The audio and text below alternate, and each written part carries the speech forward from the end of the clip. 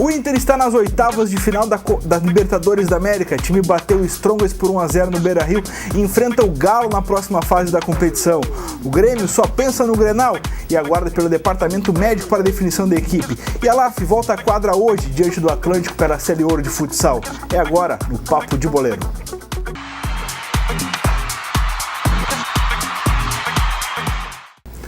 Foi sofrido no segundo tempo, mas o Inter está na próxima fase da Libertadores da América. Com gol de Valdívia e seus cabelos voadores, o Inter fez 1-0 no Strongest na tarde de ontem, no Beira-Rio, e agora enfrenta o Galo, Helena, na próxima fase da competição.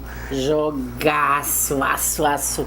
Eu acho que não é do tempo das pessoas mais jovens, mas Inter e Atlético fizeram jogos memoráveis no passado, Brasileirão principalmente.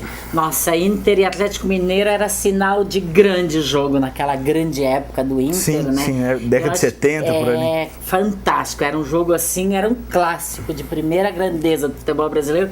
E agora de novo, né? O Galo está bem, o Inter também, e valendo por uma competição continental. Tem um gostinho diferente, aliás, dois confrontos brasileiros, né, Diogo? Foi definido agora há pouco. A gente tem as datas já. O Inter enfrenta o Atlético, aí outro confronto que define, vai eliminar um brasileiro é Cruzeiro e São Paulo, que também passaram para a próxima fase. O São Paulo que conseguiu a vitória sobre o Corinthians por 2-0 e o Galo que fez 2-0 no Colo-Colo, resultado que ele precisava para passar para a próxima fase da competição, enfrenta o Inter. O Inter que até, dependendo do jogo do Corinthians, estava enfrentando o Guarani do Paraguai. Que é um clube tipo terceira divisão do Paraguai. E aí o São Paulo fez o segundo gol e acabou jogando o Atlético para o Inter e o Guarani acabou ficando pro próprio Corinthians, acabou perdendo o jogo, né? Mas a gente está olhando o chaveamento aqui, o lado do Inter me parece mais simples, vamos dizer assim, no caso avance para as quartas de final, né? A gente tem as datas definidas aqui. Começar pelo outro lado, que é só pedreira. Tem o clássico Boca e River. Nossa. Acontece dia 7 de maio, o primeiro jogo. O segundo ficou pro dia 14. Cruzeiro e São Paulo, dia 6 de maio. O segundo dia 13 de maio. O Corinthians, então, enfrenta o Guarani do Paraguai no dia 6 de maio, o primeiro jogo. Dia 13, o segundo jogo. Na mesma chave ainda tem o Racing, no dia 7 de maio. Enfrenta o Montevideo Wanderers, no dia 14, jogo de volta. Passando pro outro lado, do lado do Internacional, que é o chaveamento, as oitavas de final. Começa agora, já na semana que vem, o Tigres enfrenta o Universitário Sucre no dia 28 agora de abril e o jogo da volta marcado para o dia 5. Ainda na mesma chave, o Nacional de Medellín enfrenta o Emelec no dia 7 e no dia 14 de maio. Inter Atlético Mineiro, atenção, dia 6 de maio e dia 13 de maio, torcedor colorado. Essas são as datas do primeiro jogo no Independência em Minas Gerais, em Belo Horizonte, e o segundo jogo da volta no Beira-Rio, porque o Inter tinha a melhor campanha. E fechando a fase, quem passar enfrenta o vencedor de Santa Fé da Colômbia e o Estudiantes da Argentina, que joga primeiro no dia 5 de maio e a segunda no dia 12. O que tu achou do chaveamento? Futebol pra ninguém colocar defeito, jogo bom. Aliás, sempre com aquele charme que tem a Libertadores da América, né? Ela é especial, entraram times novos, menos expressivos, mas ela não perdeu em nada. O jogo de Libertadores tem uma mística, tem uma coisa assim que transforma ele. É diferente, é diferenciado. Uma coisa, Helena, de repente nós estávamos olhando aqui a questão de datas. Tu acha que o planejamento do Gauchão do técnico aqui pode ser alterado em função das datas da Libertadores? Porque as finais do Gauchão estão marcadas para agora, dia 26, e para o dia 3. Tu acha que tem chance do Inter, de repente, vir com o time titular já no primeiro jogo na Arena? Olha, eu não sei porque o Inter está fazendo melhor campanha até com o seu time reserva, né? De repente não vai nem precisar. Mas eu penso que se precisar fazer uma escolha, o Inter vai fazer a escolha pela Libertadores, até porque o Inter tá com uma pinta assim diferente de novo esse ano, ganhando quando não joga bem, acha uma bola atrasada errada que nem a do zagueiro ontem e faz o gol que precisa. Isso são coisas que no futebol vão se encaixando, se passou aquela fase do anti-Diego Aguirre, agora já tá todo mundo endeusando ele conseguiu fazer duas equipes no Inter, verdade, e duas equipes que estão ganhando. Duas então, competitivas, né? Vai definir, eu acho que vai definir, se eles tiverem que definir, mas eu acho que não vão querer perder o Gauchão, não. Pois é. Mas eu penso que se tiverem que definir por algum lugar, eles vão dar prioridade para Libertadores, até porque O Atlético não é brincadeira, não, né? Fala um pouquinho de ontem, da classificação do Inter, um primeiro tempo muito bom no Internacional, que acabou fazendo seu gol com o Valdívia, que havia entrado no lugar do Jorge Henrique, que saiu lesionado. O Valdívia deu outra dinâmica à equipe. Males que vem pra bem. Males que vem pra bem.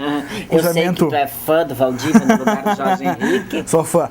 Cruzamento do Sacha no pé do Valdívia, que bateu de chapa, fez o gol da vitória. No segundo tempo a história não se repetiu, o Inter muito acanhado, apático até em certos momentos. Né? Recuou bastante, o The Strongest teve chance até de empatar o jogo por 2 oportunidades, faltou pontaria, faltou qualidade ao time boliviano, né? Aí é que está o que pode fazer uma diferença numa competição dessa. Tu faz o gol na hora certa e o adversário não faz o seu. Exatamente. Né? Então, isso são coisas que no futebol tu sabe que definem, né? Exatamente. Futebol é de detalhes. Então o Strongest acabou ficando pelo caminho, o Emelec venceu o seu jogo lá no Equador por 2-0, feito na Universidade Laú, Universidade do Chile, já estava eliminada a Laú, né? O Emelec passou com a segunda posição do grupo do Inter, até aí enfrenta o Nacional de Medellín, que também passou em primeiro lá no outro grupo. O certo é que o Inter passou bem, passou com a terceira melhor campanha da Libertadores nessa primeira fase, somente atrás do Boca e do Tigres, né? Ficou em pontos com o Corinthians, mas ganhando os critérios. E eu acho que o Inter vai bem para essa fase, apesar que é clássico brasileiro, né? Não dá para ter favoritismo de ninguém. O Atlético vem muito bem com o Lucas Prato fazendo sua diferença.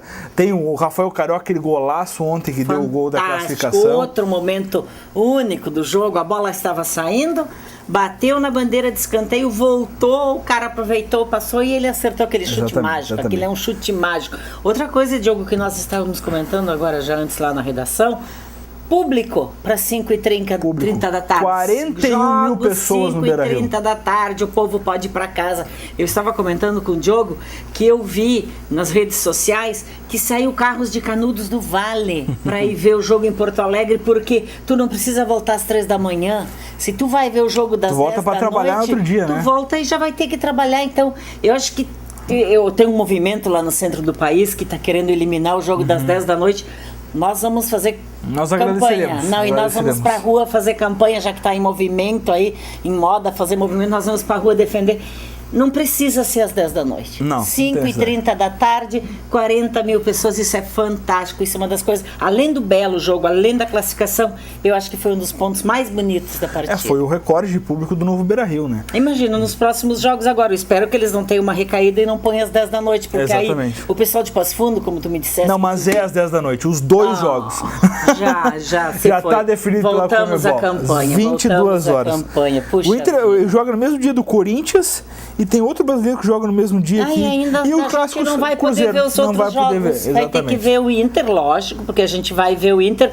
Mas quem não quer ver Corinthians? É verdade, Corinthians. Quem não quer ver o Cruzeiro e São Paulo, né? Cruzeiro, de preferência o Corinthians, o Guarani fazendo, mas é meio difícil. Aí é pedir demais. Certo que a Libertadores está definida, oitavas de final, começa já na próxima semana com o Tigres no Universitário Sucre. Vai pegar fogo essa fase agora. 2 confrontos brasileiros, Inter e Atlético Mineiro, Cruzeiro e São Paulo.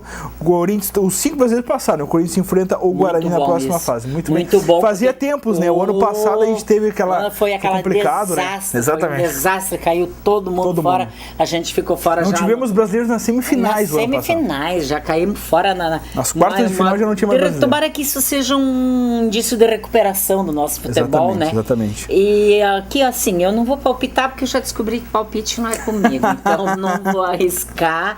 Vamos esperar pelos jogos, que a gente vai ter muita coisa boa para ver. Falamos do Inter, né? A Helena acha que o Inter vai de time misto. Também acredito que deve ter alguns reforços aí importantes desse time do Diego Aguirre. Até porque tá dando conta com o time misto, em função do próprio calendário, talvez alguns titulares possam estar em campo. Não, eu acho que o torcedor colorado não precisa esperar pelo Juan, da Alessandro, e esses jogadores não vão estar em campo. Até porque mas pela grana, Diogo, a cada fase superada da Libertadores são milhões que caem no cofre, e isso para os clubes brasileiros é importantíssimo. Todos estão assim numa situação que não é confortável, né? Eu acho que tem que pensar também na grana, né? Falar um pouquinho do Grêmio. O Grêmio na Arena, o Teco Filipão está treinando a semana Grenal aí, jogo decisivo na Arena, no primeiro jogo, né? Tem a guarda pelo departamento médico, o Christian Rodrigues já está treinando, mas também a guarda pelo Yuri Mamute, né? Já é um consenso lá que o Brian Rodrigues não deu certo no comando de ataque gremista e pode pintar caso se recupere o garoto já no Grenal como titular. O certo é que o Grêmio tem essas mudanças aí, o time não deve ser muito diferente do que vem atuando, o Filipão deve manter as 3 linhas de de meias, exato. Então, ao contrário do Inter, que tem 2 times, o Grêmio não tem muitas opções para são mudar. opções diferentes. O Grêmio tem um time, né? O Inter tem 2. Então, de repente, o técnico Filipão aguarda por isso aí. O Grêmio vem dando uma boa resposta com linha dos 3 meias, tem os volantes, não conta com o Ramiro também, que está lesionado. Certo que vai ser um grande jogo. O técnico Filipão aguarda pelo departamento médico para definição da equipe. O resto não tem dúvidas. Eu acho que o Filipão faz certo, né? Sim, ele não tem o que inventar, né? Ele não tem o que inventar. Assim, deu uma boa melhorada, né? Mas ainda está muito longe do que ser um time confiável, né?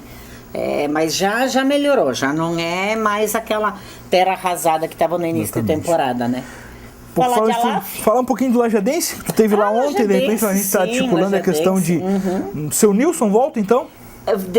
Colocou-se à disposição, pode surgir outras chapa de oposição, chapas de oposição, mas ele já se colocou à disposição, inclusive ele está acompanhando essa transição, porque quando voltar para começar a preparação para o segundo semestre, o Mário já vai entregar, então o Nilson já está vendo tudo lá. Aliás, assim, o Nilson nunca se afastou da direção.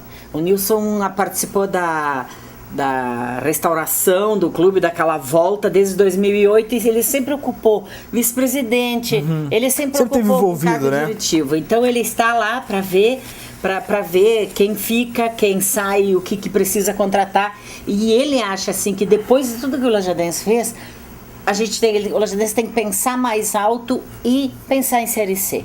É isso que eles vão tentar agora na Série D. Ele acha que é a hora do Lajadense chegar à Série C. Tá com um plano de buscar o aporte financeiro, porque a Série D é deficitária, né? Ao contrário da Copa do Brasil, que paga uma cota maravilhosa para quem passa de fase, a Série D já não tem muita ajuda, né? Então, mas ele diz que tem umas campanhas já montadas para buscar o aporte. Alguns jogadores já saíram, foram liberados para procurar time, tipo o Maicon Bamber, o atacante, o Thiago Machado, o Marquinhos Cambalhota, que veio e não chegou a jogar. Então isso é uma coisa bem natural que ele saiu. Eles estão natural, né, manter a base, exato. Tentando manter a base assim dos jogadores que foram bem. Alguns receberam propostas, saíram, mas tem chance de voltar, né? Porque o segundo semestre aí já podem estar de volta, e eles vão buscar os nomes dos que estão saindo, eles vão tentar repor com maior qualidade. Então nós nem se refazendo o seu elenco aí. Falar um pouquinho da LAF, agora nosso tempo está se esgotando. A LAF joga hoje, 8 horas, volta a atuar pelo Gauchão e recebe o Atlântico, Complexo Esportivo da Univates, mais um jogaço de bola da LAF que a LAF tem pela frente aí, na semana em casa aí. Tô curiosa depois de São Paulo, depois do Brasil Querido. Tô curiosa para saber como é que tá o Atlântico, né? Exato. Na última vez que a LAF e Atlântico se encontraram foi uma lavada da LAF 8-4, lembra lá no Superliga? Verdade. Santa Catarina, então a gente fica muito curioso, e quem quiser ver é agora, daqui a pouquinho, 8 horas, 20 horas ali no Complexo da Univates. Isso aí, aproveita e dá uma passada lá, porque vai ser mais um bom jogo. Muito jogão também. E a LAF está merecendo o público. A gente fica por aqui, voltamos amanhã com mais informações. Um abraço, até mais. Até.